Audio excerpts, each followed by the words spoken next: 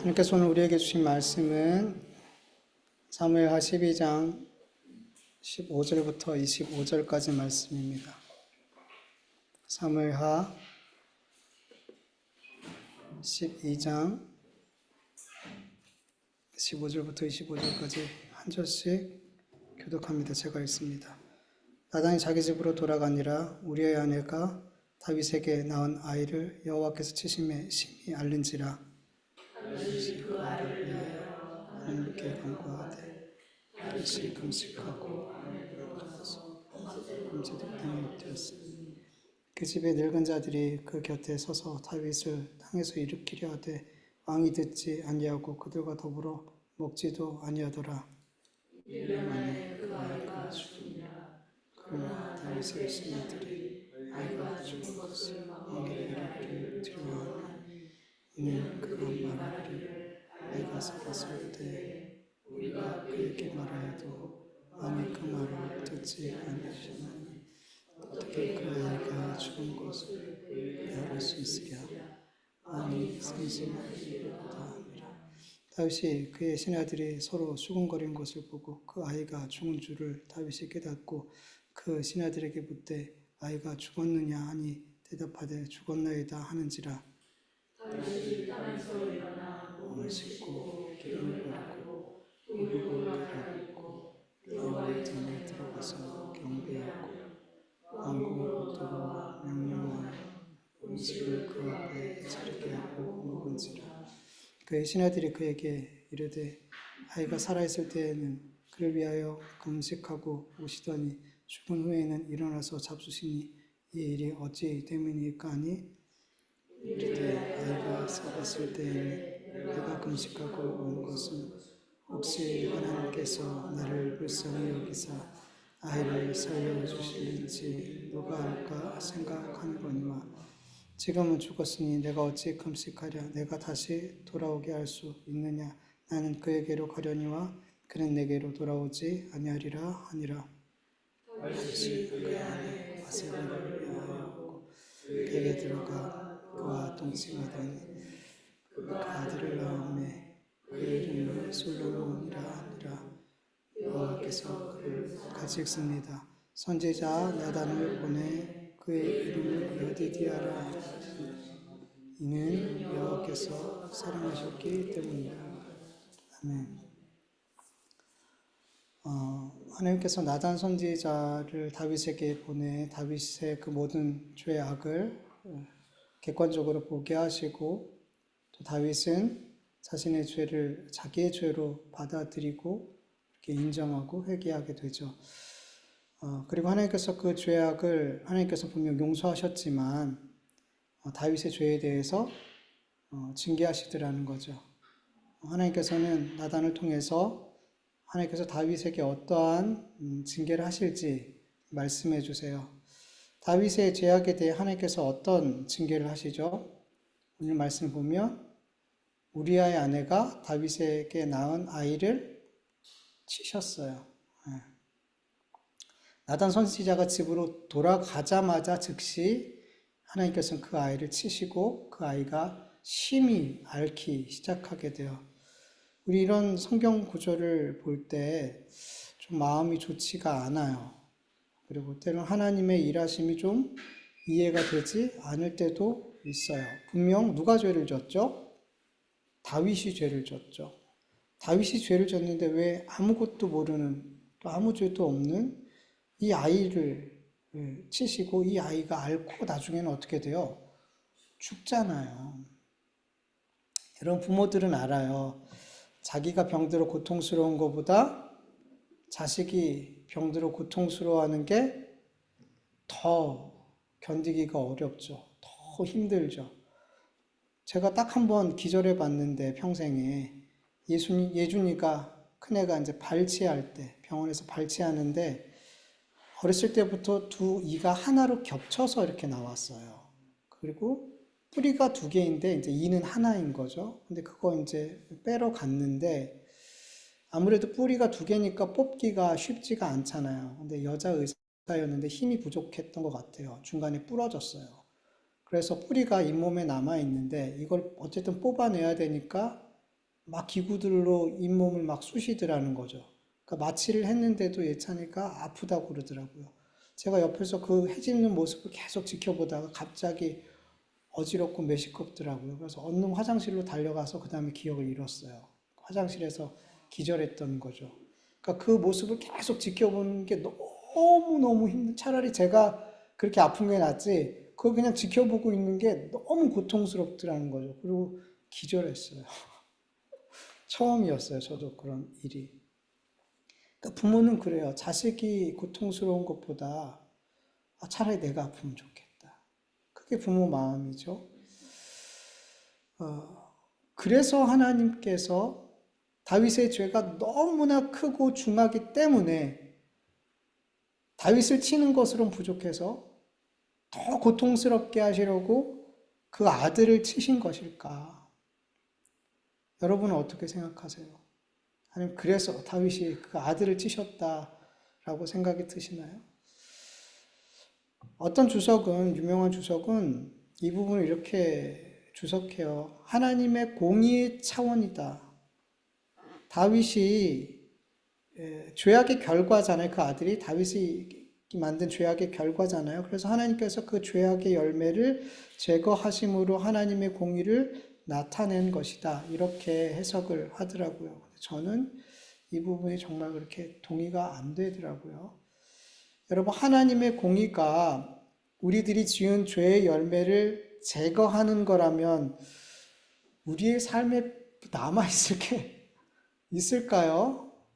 우리의 삶에 하나님이 내 죄악의 어떤 그런 것들을, 열매들을 막 다 제거해 버리시고 하나님의 공의를 세우시는 하나님이라면, 여러분, 우리의 삶의 죄악의 열매들이 얼마나 많아요.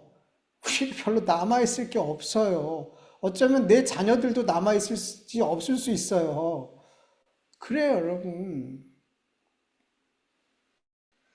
여러분, 하나님, 사람들은 인과응보의 개념으로 모든 현상을 보려고 하고 해석하려고 해요. 그리고 하나님의 일하심까지도 그렇게 해석하고 보려는 경우가 많아요. 하나님은 인과응보의 하나님이시다. 이렇게 생각하는 경우가 교회 안에서도 많아요. 그리고 실제로 성경을 보면 그런 의미처럼 보이는 말씀들이 적지 않아요. 그렇죠? 시편 62편 12절 보면 주여 인자함은 주께 속하였으니 주께서 각 사람이 행한 대로 갚으심이니이다. 이사야 말씀을 보면 악인에게는 화가 있으리니 이는 그의 손으로 행한 대로 그가 보응을 받을 것이미로다.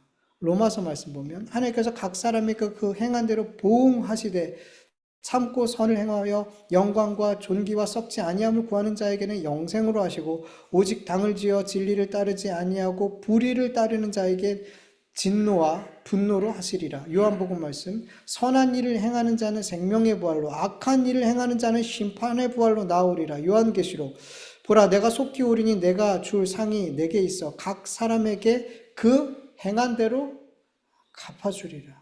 뭐 이런 말씀이 성경에서 찾아보면 상당히 많죠.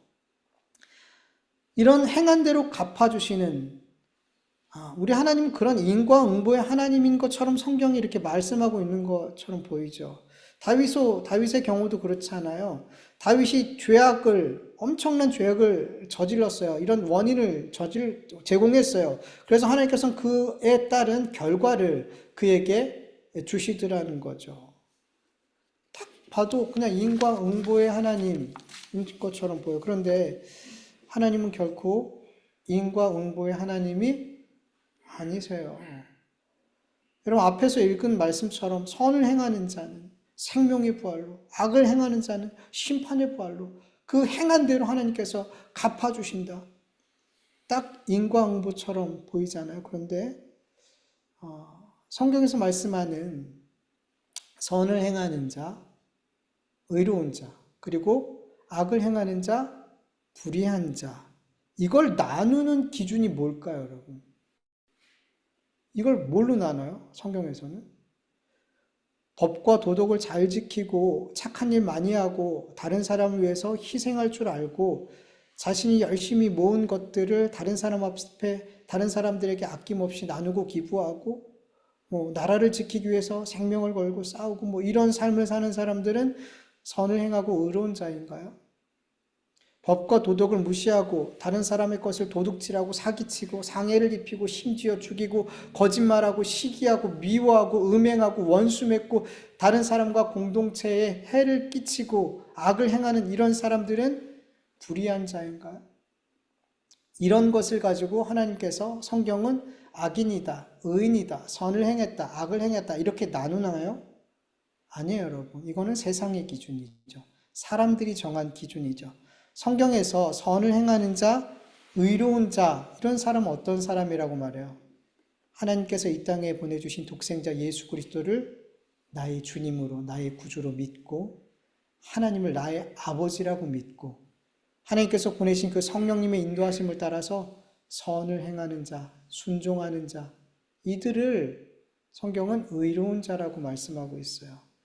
그리고 반대로 하나님께서 이 땅에 보내주신 하나님의 독생자 예수 그리스도를 나의 구주로 믿지 않고 하나님을 아버지라고 믿지 않고 자기가 주인 돼서 자기가 옳고 그름을 정하고 그 자기가 정한 기준으로 살아가는 그 사람들을 하나님은 악인이다, 불의한 자다라고 성경은 말씀하고 있단 말이에요. 하나님께서는 사람들이 세상이 만든 그 기준이 아닌 하나님께서 정하신 그 기준으로 어떤 자는 선한 자로, 의로운 자로, 어떤 자는 악인으로, 죄인으로 그렇게 심판하신다는 거예요. 이게 하나님의 공의예요. 사람의 공의와 달라요, 하나님의 공의는. 그리고 무엇보다 중요한 것은 하나님께서 이 땅에 보내주신 독생자 예수 그리스도를 나의 구주로 믿는 그 믿음이 나로부터 생겨난 걸까요? 아니면 하나님께서 성령을 통해 주신 선물일까요? 선물이잖아요.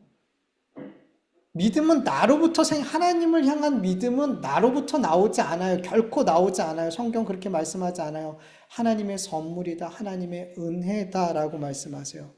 하나님께서 성령님을 우리의 심령 가운데 보내주시사 예수 그리스도를 하나님의 아들이요 나의 구주로 믿게 하신 거 아니냔 말이죠. 그리고 내가 이 세상을 본받지 않고 이 세상의 사상이나 유행과 세상 사람들의 목표를 따르지 않고 하나님의 선하시고 기뻐하시는 뜻이 무엇인지 계속 분별하면서 무엇을 하나님께 어떻게 해야지 하나님께서 기뻐하실까? 어떻게 해야지 하나님의 선하심을 따를까? 이렇게 고민하면서 살아가는 그 삶. 우리 안에 누가 있기 때문에? 성령님이 계시기 때문에. 성령님이 힘 주시고 능력 주셔서 우리가 그런 삶을 살게 되는 거잖아요. 즉 하나님 앞에 우리가 의로운 자로 선을 행한 자로 인정받는 것은 하나님의 은혜예요. 그 원인이 누구에게 있는 거예요? 하나님께 있는 거죠. 우리가 하나님의 뜻대로 살아갈 수 있는 것, 하나님을 믿는 것, 그리고 하나님의 나라에 들어가서 영원히 하나님의 자녀로 하나님의 기업을 얻고 하나님의 나라로 하나님의 자녀로 살아가는 것, 영원히 하나님을 사랑하며 살아가는 그 삶을, 그 복을 얻는 것, 하나님의 은혜의 결과인 거예요. 그러니까 결국에는 우리 그리스도인의 삶의 원인과 결과는 누구예요? 하나님이에요. 인과응보가 아니란 말이에요. 내가 뭔가를 했기 때문에 하나님께서 무슨 결과를 주신다.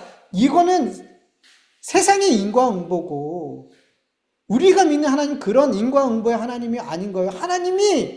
하나님께서 원인 되시고 결과 되시는 거예요. 여러분, 날 때부터 시각장애인으로 태어난 사람들을 제자들이 보고서 예수님께 물어요. 요한복음 9장 2절에 보면 제자들이 물어 이르되 랍비여, 이 사람이 맹인으로 난 것이 누구의 죄로? 이남이니까 자기니까 그의 부모니까.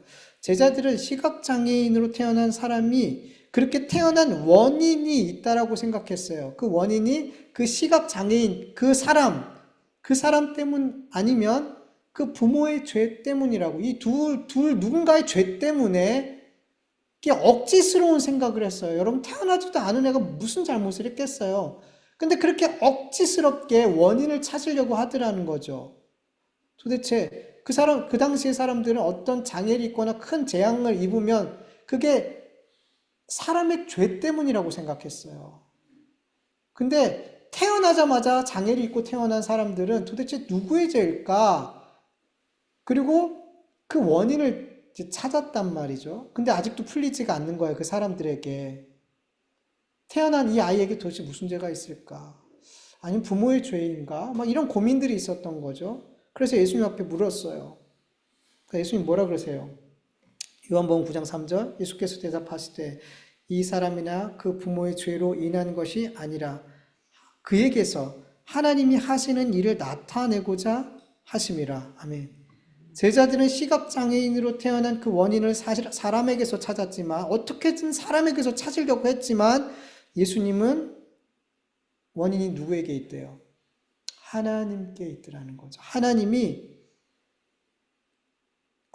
일을 그에게 나타내시고자 이 일을 하셨더라는 거죠. 그리고 예수님께서 그를 고치시고 많은 사람에게 하나님의 영광을 드러내시더라는 거죠.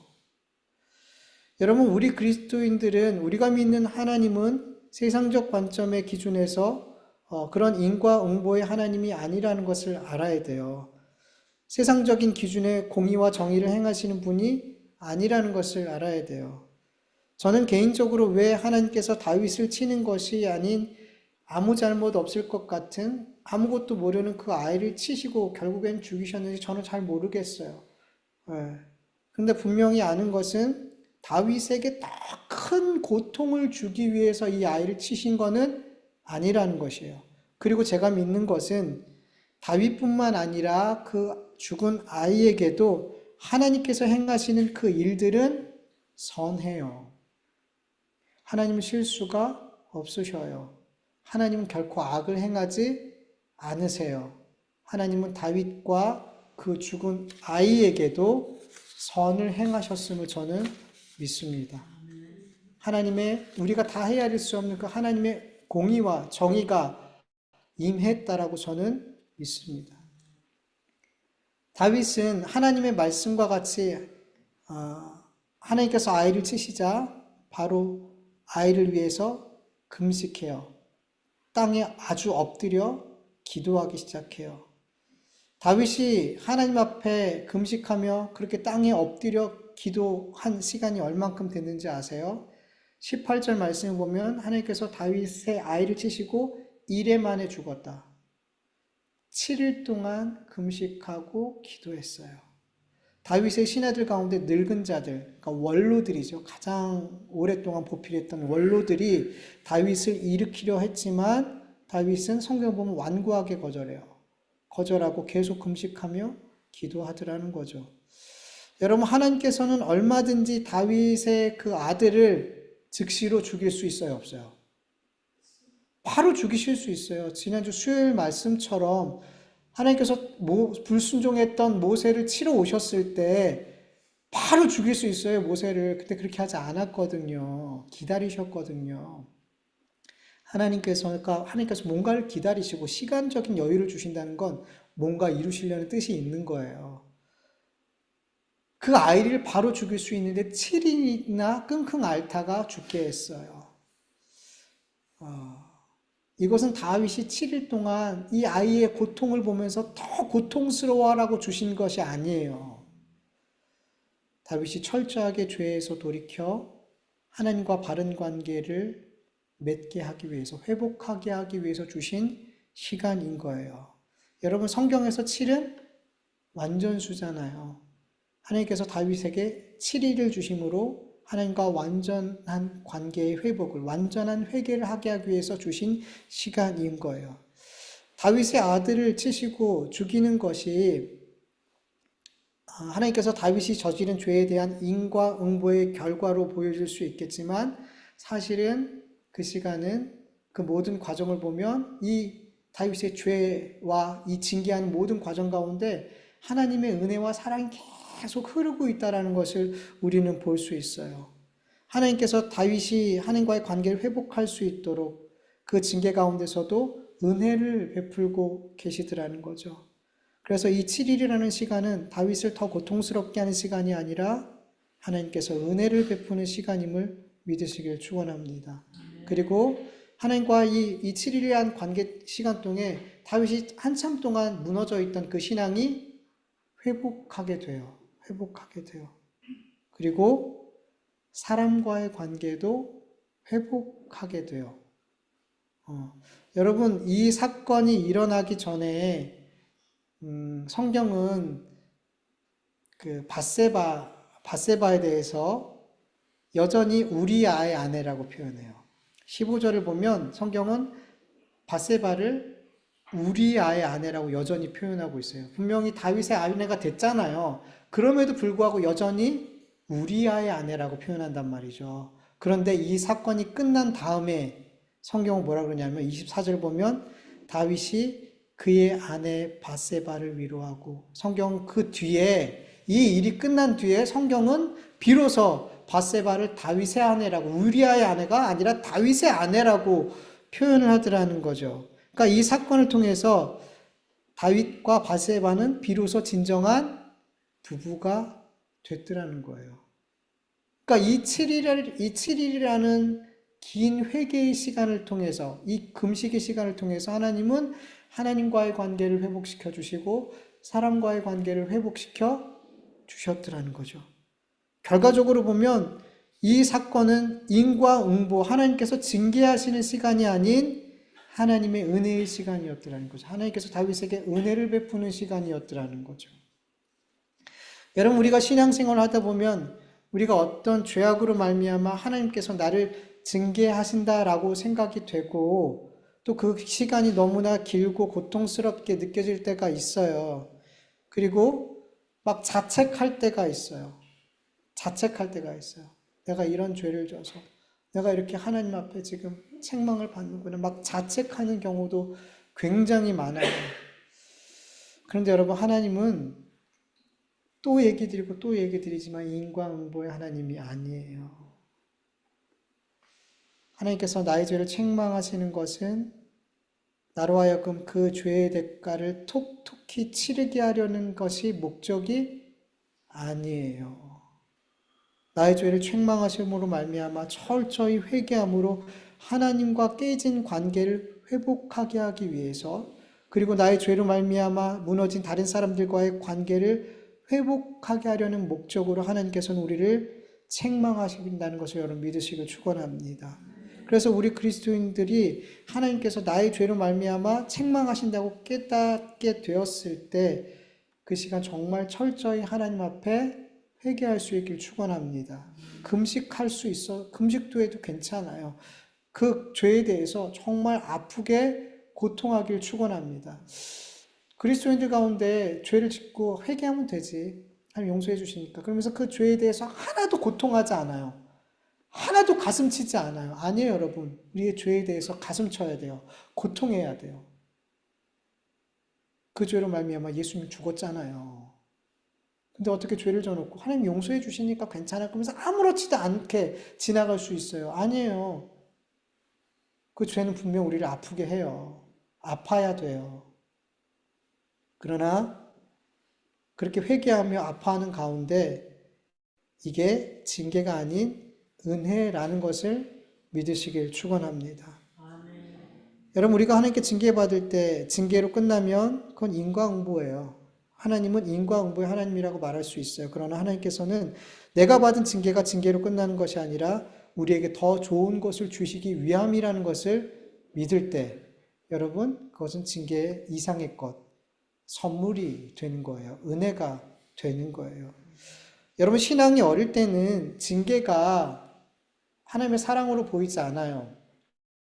많은 사람들이 어린아이 같은 신앙을 갖고 신앙생활을 해요. 그래서 신앙생활할 때 이게 사랑인지 모르기 때문에 혼나지 않으려고 신앙생활해요.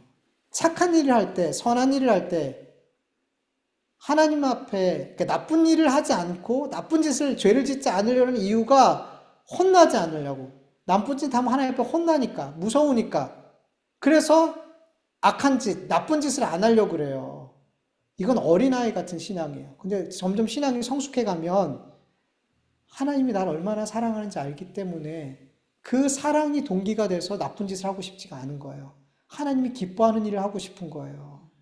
그래서 달라져요. 신앙이 성숙하면 어린아이일 때는 그렇게 하나님의 사랑이 동기가 돼서 선한 일을 하는 게 아니라, 하나님의 사랑이 동기가 돼서 나쁜 일을 안 하려고 하는 것이 아니라, 어릴 때는 맞지 않으려고, 징계받지 않으려고. 근데 성숙하면 하나님의 사랑 때문에. 그게 달라요. 여러분, 우리 신앙이 성숙해지길 간절히 원합니다. 그래서 매맞지 않으려고. 그때는 하나님 무서운 하나님이에요. 어릴 때는 자꾸 하나님 무섭게 느껴져요. 자꾸 때리는 하나님처럼 느껴져요. 잘못하면. 근데 아니에요. 성숙하게 되면 모든 게 하나님의 은혜요, 사랑으로 믿어지게 되는 거예요. 우리가 성숙한 신앙으로 자라가길 간절히 원합니다. 다윗은 하나님께서 분명 아들을 죽이겠다라는 말씀을 들었어요. 그러나 다윗은 아들의 치유를 위해서, 아들이 살아나기를 위해서 하나님 앞에 간절히 기도했어요. 분명 하나님께서는 죽는다고 했는데 왜 그 반대되는 기도를 하는 거죠? 다윗은 하나님이 어떤 분인지 알아요. 하나님은 은혜로우시고 자비로우시고 노하기를 더디하시고 인자와 진실이 많은 하나님이라는 것을 다윗은 그 삶을 통해서 경험했고 믿었어요. 그래서 하나님의 어떤 결정을 돌이키고 혹 하나님께서 내 아들을 살려주시지 않을까라는 그 마음이 그에게 있었어요. 하나님은 어떤 분인지 알기 때문에. 그래서 간절히 하나님의 뜻이 뭔지 알지만 간절히 기도했어요. 여러분, 히스기야가 죽을 뻔한 적이 있었죠. 하나님께서 이사야를 보내서 너 정리해. 너 이제 곧 죽을 거야. 라고 말씀해 주셨어요. 그때 히스기야가 벽을 향해서 하나님 앞에 간절히 기도하죠. 하나님 살려주세요.